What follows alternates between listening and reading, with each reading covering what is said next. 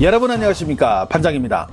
중국 무예 우슈는 말 그대로 무술입니다. 이 무술의 한자를 중국식 발음으로 읽으면 우슈가 됩니다. 태권도가 품새와 겨루기가 있듯이 중국 무술 우슈도 품새에 해당되는 타오루와 겨루기에 해당되는 산타로 나뉩니다.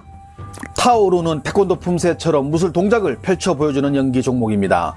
우리가 알고 있는 이연걸과 오경 등은 모두 이 우슈의 타오루 부분에서 여러 번 우승하여 실력을 인정받았고 이후 영화계로 진출해 액션 배우로서 큰 성공을 거둔 케이스입니다.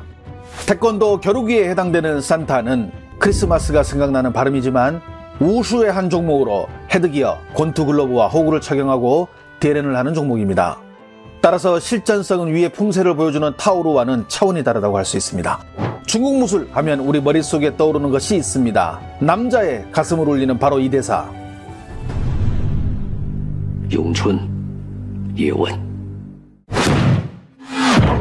실제 이소룡의 스승으로 알려진 연문 선생의 일대기를 그린 견자단 주연의 영화 연문이 입소문을 타고 한국에서 흥행하면서 영춘권의 홍보에 큰 역할을 하게 됩니다.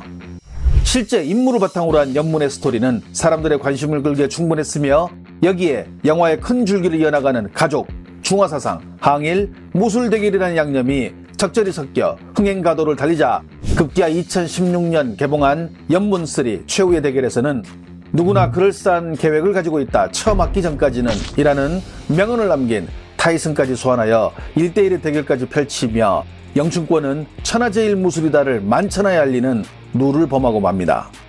그 후 타이슨은 자신이 영화에서 영춘권에 이렇게 당했다며 아재 개그를 선보이기도 했습니다.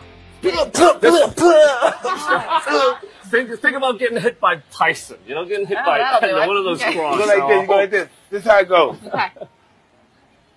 You said something about my mother. Yo. Ha.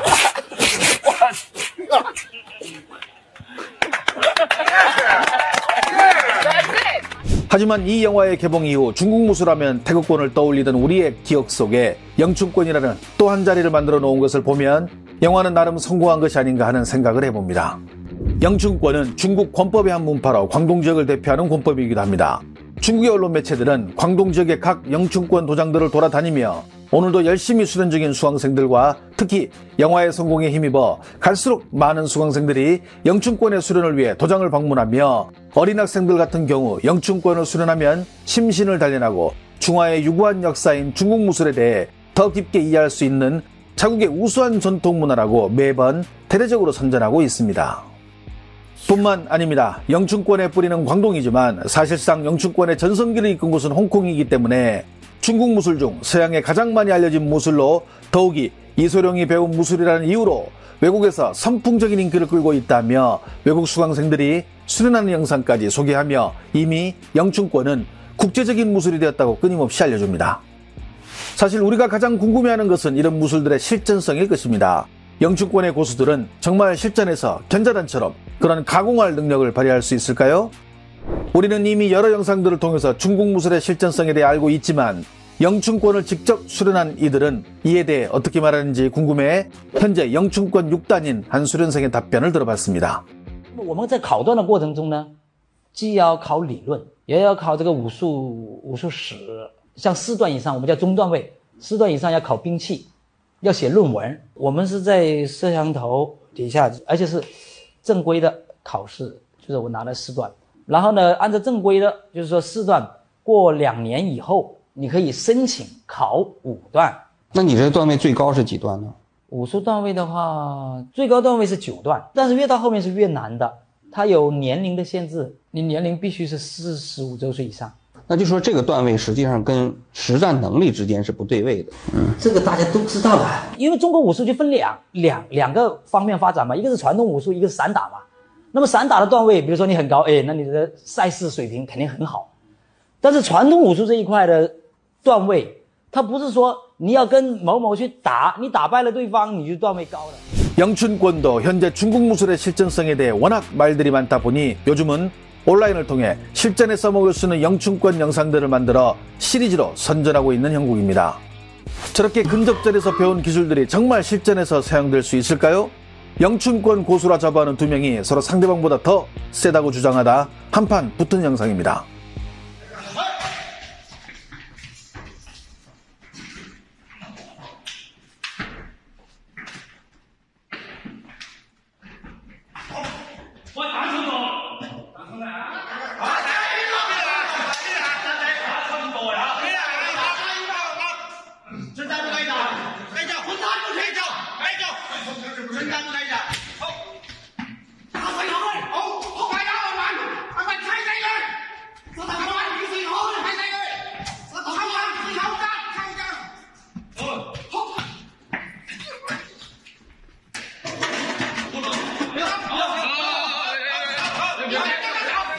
물론 이 영상으로 영춘권이 실전에서는 도움이 되지 않는다라고 단정지어 말할 수 없습니다.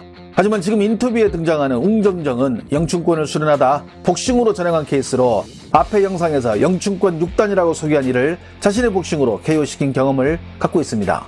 그는 영춘권과 복싱을 어떻게 볼까요? 别的功夫我了解的很少，我就说咏春和拳击。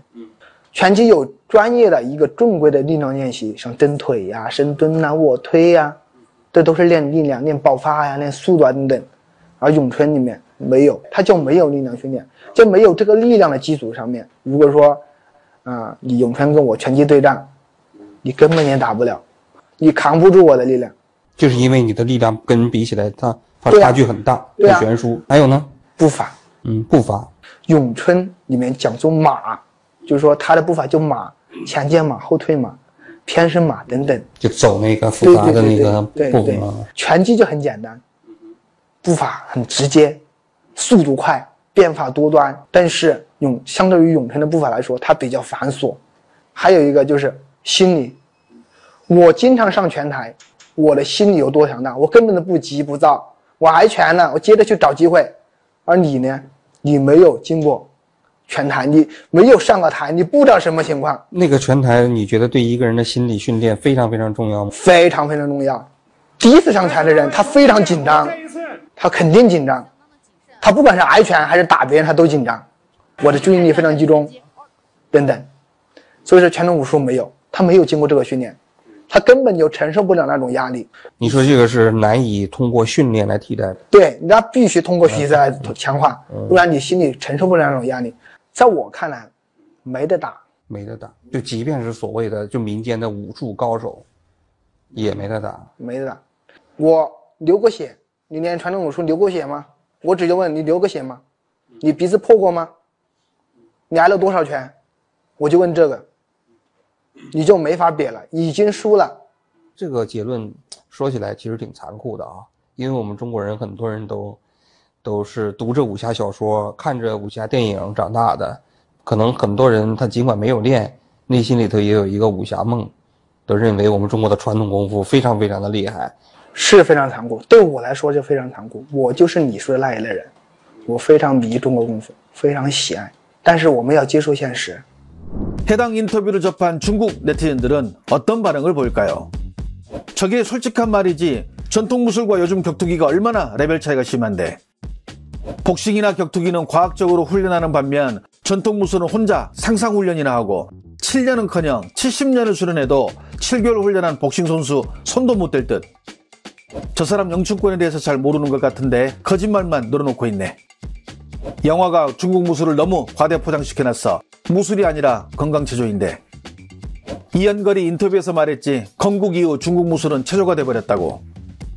뭐 어때? 이소룡도 영춘권 처음 배울 때 복싱에 지곤 했는데. 무술은 원래 싸우려고 만든 것이 아니고 건강을 위해 만든 것이야. 복싱은 싸우기 위해 만든 것이고. 나도 9년 동안 영춘권 수련했는데 복싱 선수 한 대도 못 때리겠더라. 그래서 대학 들어가고 접었어. 중국 무술, 중국 역사, 그리고 중국 의학은 희한하게 판타지 요소가 짙단 말이야. 객관적이고 공정하게 현실을 볼 필요가 있어. 이밴더 홀리필드가 그랬지. 중국 무술은 겉만 번지르르하다고. 저들이 배운 영춘권은 공연용이고 진짜 싸우기 위해 만든 실전 영춘권은 전수되지 않는다는 거 몰라? 전통 무술은 방송 체조와 같아 실전성이라고는 전혀 없으니까. 실전성을 키우려면 산타나 태권도, 유도, 복싱을 배워야지.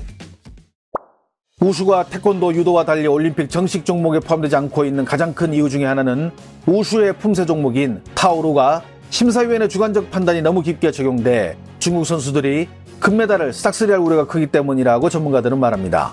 시청해주셔서 감사합니다. 행복한 하루 보내시길 바랍니다.